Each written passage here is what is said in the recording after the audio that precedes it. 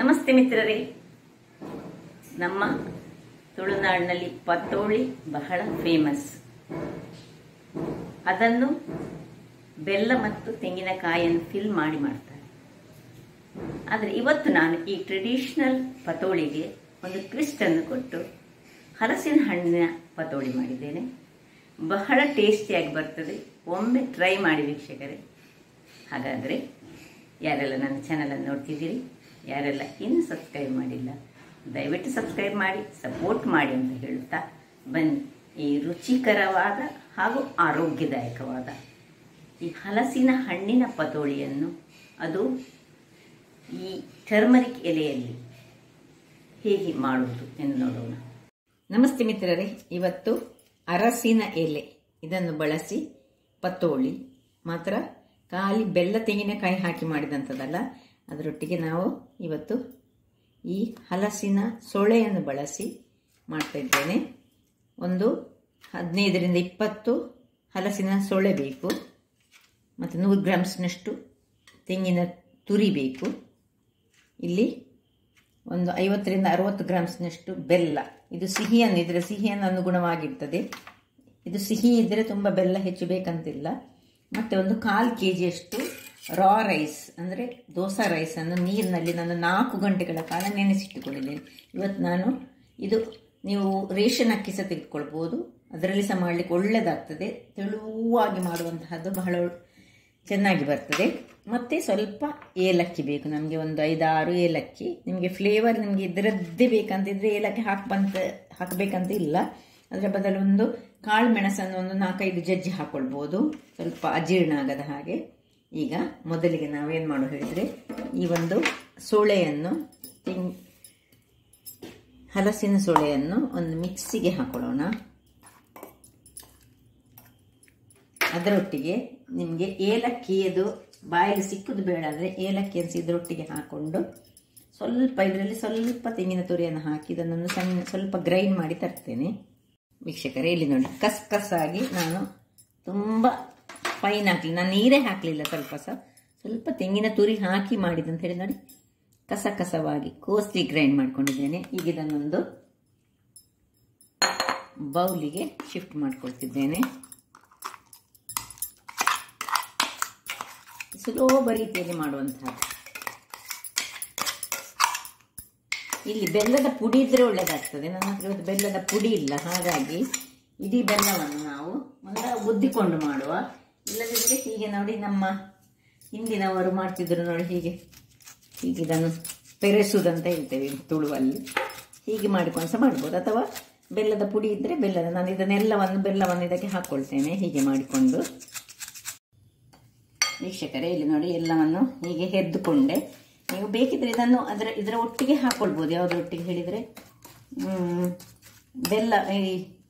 ಬೆಲ್ಲವನ್ನು ಈ ಗ್ರೈಂಡ್ ಮಾಡುವಾಗ, ಆದರೆ ಅದು ತುಂಬ ಗ್ರೈಂಡ್ ಆಗ್ತದೆ. ಸ್ವಲ್ಪ ನಮಗೆ ಕಸ್ಕಸ್ ಸಿಕ್ಕಿದ್ರೆ ಅದರ ಒಳಗಿಗೆ ಒಳ್ಳೆ ಆಗ್ತದೆ. ಅದಕ್ಕೋಸ್ಕರ ನಾನು ಇದನ್ನು ಬೇರೆ ಹೆದ್ದುಕೊಂಡದ್ದು. ಈಗ ಇದಕ್ಕೆ ತೆಂಗಿನ ತುರಿಯನ್ನು ಹಾಕೊಳ್ಳೋಣ. ಒಂದು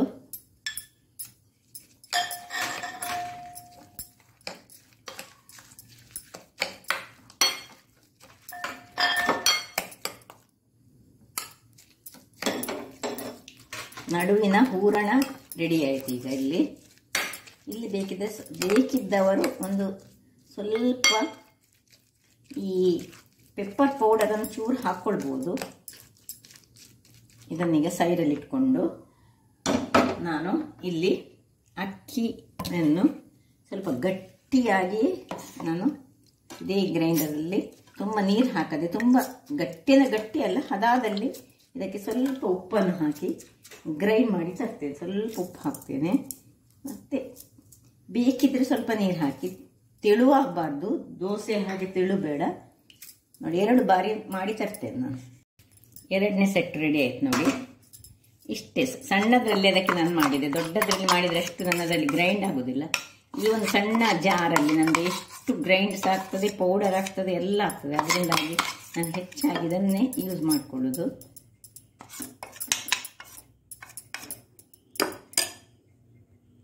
ವೀಕ್ಷಕರೇ, ಇಲ್ಲಿ ನೋಡಿ, ಇಷ್ಟು ಸಾಧಾರಣ ದಪ್ಪದಲ್ಲಿ ಉಂಟು ನೋಡಿ. ಈಗ ನಾವು ಇದನ್ನು ಪಕ್ಕಕ್ಕಿಟ್ಟು ಈ ಎಲೆಗಳನ್ನು ರೆಡಿ ಮಾಡ್ಕೊಳ್ಳೋಣ. ನೋಡಿ, ಇದು ತೊಳೆದು ರೆಡಿ ಮಾಡಿಟ್ಕೊಂಡಂತಹ ಎಲೆ, ಕ್ಲೀನ್ ಮಾಡಿದ ಎಲೆ.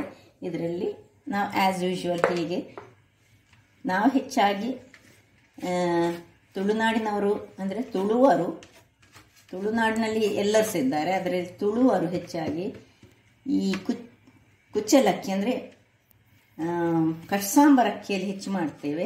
ಅದು ಸ್ವಲ್ಪ ದಪ್ಪದಲ್ಲಿ ಗ್ರೈಂಡರಲ್ಲಿ ಕಡ್ದು ಮಾಡುವಂಥದ್ದು.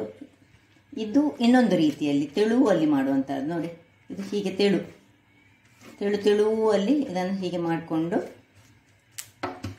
ಎರಡು ಇದಕ್ಕೆ ಇನ್ನು ಈ ಹೂರಣ ಏನು ಮಾಡಿದ್ದೇವೆ ನೋಡಿ, ಇದನ್ನು ಹೀಗೆ ಸೈಡ್ಸಿಗೆ ಬೇಕಾದ್ರೆ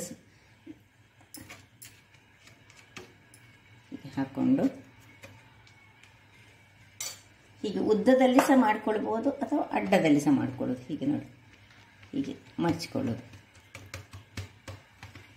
ಈ ಎಲೆಯ ಸೈಡ್ಸನ್ನು ನಾನು ಕಟ್ ಮಾಡ್ಕೊಂಡಿದ್ದೇನೆ ನೋಡಿ. ಈ ಎಲೆಯಲ್ಲಿ ಸೈಡ್ಸನ್ನು ಕಟ್ ಮಾಡಿದ್ದೇನೆ. ಇನ್ನೊಂದು ತೋರಿಸ್ತೇನೆ ನೋಡಿ. ಹೀಗೆ ಒಂದು ಚಮಚದಷ್ಟು ತೆಗೆದುಕೊಳ್ಳೋದು, ತೆಳುವಲ್ಲಿ ಎಳೆದುಕೊಳ್ಳೋದು. ಕೆಲವರು ಇನ್ನೂ ಸಹ ನೀರು ಮಾಡ್ತಾರೆ. ನಾನು ಇದಕ್ಕಿಂತ ಹೆಚ್ಚು ನೀರು ಮಾಡೋದಿಲ್ಲ. ಮತ್ತು ಅದು ನಾವು ಬೇಯಿಸುವಾಗ, ಸ್ಟೀಮರಲ್ಲಿ ಬೇಯಿಸುವಾಗ ಅದು ಸ್ವಲ್ಪ ಹರಿದು ಹೋಗ್ತದೆ ಹೇಳಿ ನಾನು ನೋಡಿ ಸಾಧಾರಣ ಇಷ್ಟು ಗಟ್ಟಿಯಲ್ಲಿ ನಾನು ಮಾಡ್ತೇನೆ. ಇಷ್ಟು ಗಟ್ಟಿಯಲ್ಲಿ ಮಾಡಿ ಇಷ್ಟು ತೆಳುವಾಗಿ ಬಂದರೆ ಅದು ತಿನ್ನುವಾಗ ಬಹಳ ರುಚಿಕರವಾಗಿ ಬರ್ತದೆ. ಇಲ್ಲಿ ಸ್ವಲ್ಪ ಇನ್ನೊಂದು ಹಾಕೊಳ್ಳೋಣ ಸೈಡ್ಸಿಗೆ. ಮತ್ತು ಇನ್ನು ಒಂದು ಚಮಚದಷ್ಟು ಇದು ರೆಡಿ ಮಾಡಿ ಇಟ್ಕೊಂಡಂಥದ್ದು ಇದನ್ನು ಸ್ಪ್ರೆಡ್ ಮಾಡ್ಕೊಳ್ಳೋದು. ಹೀಗೆ ನಾವು ಇದಕ್ಕೆ ಬೇಕಿದ್ರೆ ಸ್ವಲ್ಪ ಅವಲಕ್ಕಿ ಸಹ ಹಾಕ್ಕೊಂಡ್ರೆ ಇನ್ನೂ ಸಹ ರುಚಿ ಬರ್ತದೆ. ಅವಲಕ್ಕಿ, ಹಲಸಿನ ಹಣ್ಣು, ಬೆಲ್ಲ, ತೆಂಗಿನಕಾಯಿ. ಹಾಗೆ ಇದನ್ನು ಈ ರೀತಿಯಲ್ಲಿ ಉದ್ದಕ್ಕೆ ಹೀಗೆ ಮಡಚಿಕೊಳ್ಳೋದು. ಉದ್ದಕ್ಕೆ ಮಡಚಿಕೊಂಡು ಇಲ್ಲಿ ನೋಡಿ, ಈ ಸ್ಟೀಮರನ್ನು ನಾನು ಇಲ್ಲಿ ಇಟ್ಕೊಳ್ತೇನೆ. ಸ್ಟೀಮರನ್ನು ಇಟ್ಕೊಂಡು ಆಲ್ರೆಡಿ ಇದು ಬಿಸಿಯಾಗಿದೆ ನೋಡಿ. ಈಗ ಇದನ್ನು ಒಂದೊಂದಾಗಿ ಹೀಗೆ, ನಿಮ್ಮದು ಉದ್ದ ಇದ್ದರೆ ಉದ್ದಕ್ಕೆ ಮಾಡ್ಕೊಳ್ಬೋದು ನೋಡಿ. ಹೀಗೆ ಇಟ್ಕೊಳ್ಬೇಕು ಅಥವಾ ಅಡ್ಡದಲ್ಲಿ ಸಹ ಮಡಿಸ್ಕೊಳ್ಬೋದು. ಹೀಗೆ ಸಹ ಹೀಗೆ ಹಾಗೆ ಒಂದು ಸ್ವಲ್ಪ ಇಟ್ಟು ಸ್ವಲ್ಪ ಮುಚ್ಚುವ ಪುನಃ ಮಾಡಿಕೊಳ್ಳೋಣ. ವೀಕ್ಷಕರೇ ನೋಡಿ, ಇನ್ನೊಂದನ್ನು ನಾನು ಹೀಗೆ ಅಡ್ಡದಲ್ಲಿ ಮಡಿಸಿಕೊಳ್ತೇನೆ ನೋಡಿ. ಹೀಗೆ ಅಡ್ಡದಲ್ಲಿ ಮಡಿಸುವಾಗ ಇಷ್ಟು ಭಾಗಕ್ಕೆ ಮಾತ್ರ ನಾವು ಅರ್ಧ ಭಾಗಕ್ಕೆ ಇದನ್ನು ಹಾಕ್ಕೊಳ್ಬೇಕು.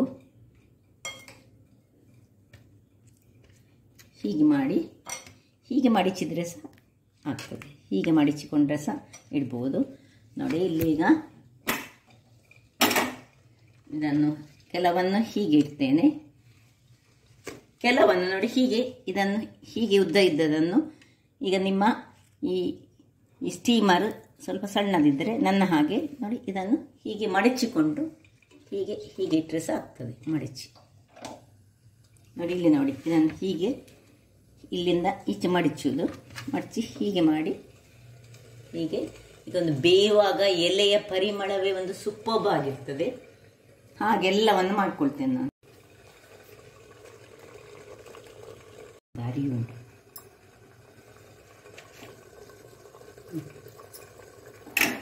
ಹೀಗೆ ಎಲ್ಲ ಇಟ್ಟುಕೊಂಡೆ. ಇನ್ನು ಒಂದು 20 ನಿಮಿಷ ಮಿನಿಮಮ್ ಬೇಕು ಬೇಯಿಸ್ಕೊಳ್ಳೋಣ. ವೀಕ್ಷಕರೇ, 20 ನಿಮಿಷಗಳ ಬಳಿಕ ನೋಡಿ ಹೇಗೆ ಬೆಂದಿದೆ ನೋಡಿ, ಹೇಗೆ ಉಂಟು ನೋಡಿ. ಒಂದೊಂದಾಗಿ ತೆಗೆದುಕೊಳ್ಳೋಣ. ಬಿಸಿ ಉಂಟು ವೀಕ್ಷಕರೇ. ಇಲ್ಲಿ ನೋಡಿ ಹೀಗೆ ಆದದ್ದು ಭಾರಿ ಚೆಂದಾಗಿ ಕಾಣ್ತದೆ ನೋಡಿ. ಹೀಗೆ ಉಂಟು ನೋಡಿ ಅಂತೆ. ನಾವೆಲ್ಲ ಹೆಚ್ಚಾಗಿ ಹೀಗೆ ಮಾಡ್ಕೊಳ್ಳೋದು, ಹೀಗೆ ಉದ್ದಕ್ಕೆ ಮಾಡ್ಕೊಳ್ಳೋದು. ಕೆಲವರು ಈ ರೀತಿಯಲ್ಲಿ ಮಾಡ್ತಾರೆ. ಇದು ನನಗೆ ತುಂಬ ಕ್ಯೂಟ್ ಅಂತ ಅನಿಸಿತು. ಅಂಥದನ್ನು ನಾನು ಎರಡನ್ನು ತೆಗೆದು ತೋರಿಸ್ತೇನೆ.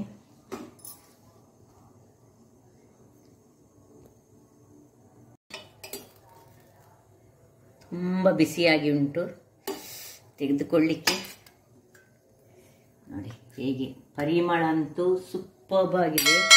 ಅಂದರೆ ಇದು ಹಲಸಿನ ಹಣ್ಣು ಸಹ ಅದರಲ್ಲಿ ಸೇರಿದೆ ಅಲ್ಲ, ಬಹಳ ರುಚಿಕರವಾಗಿ ಬರ್ತದೆ ನೋಡಿ.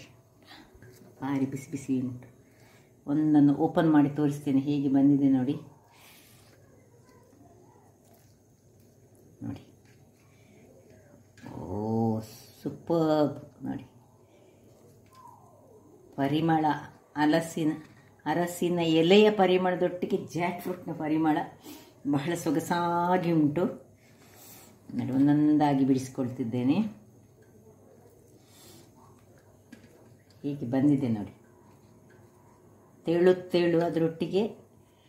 ಅದು ದಪ್ಪದಲ್ಲಿ ಕುಚ್ಚಲಕ್ಕಿಯ ಟೈಪಿನಲ್ಲಿ ಮಾಡಿದರೆ ಇದು ಅಷ್ಟು ಜಾಕ್ ಫ್ರೂಟ್ ಇದು ಒಳ್ಳೆಯದಾಗೋದಿಲ್ಲ. ಅದಕ್ಕೆ ಈ ಬೆಳ್ತಿಗೆ ಅಕ್ಕಿದ್ದೇ ಮಾಡಿದರೆ ಬಹಳ ಉತ್ತಮ. ಹಾಗಾದರೆ ನೋಡಿದ್ರಲ್ಲ ವೀಕ್ಷಕರೇ, ನೋಡಿ ಇದನ್ನು ಬೇಕಿದ್ರೆ ನಾನು ತೆಗೆದುಕೊಡ್ತೇನೆ ದೊಡ್ಡದನ್ನು. ಹೀಗೆ ಮಾಡಿ ನೋಡಿ, ಇದು ಈ ರೀತಿಯಾಗಿ ಬರ್ತದೆ. ನೋಡಿದ್ರಲ್ಲ ವೀಕ್ಷಕರೇ, ಒಂದು ಸುಲಭ ವಿಧಾನದಲ್ಲಿ ಏನು ಒಂದು 20 ನಿಮಿಷ ಬೇಯಲಿಕ್ಕೆ ಆದರೆ ಮತ್ತು ಒಂದು 15 ನಿಮಿಷ ನಮಗೆ ಪ್ರಿಪರೇಷನ್ಗೆ ಸಾಕು.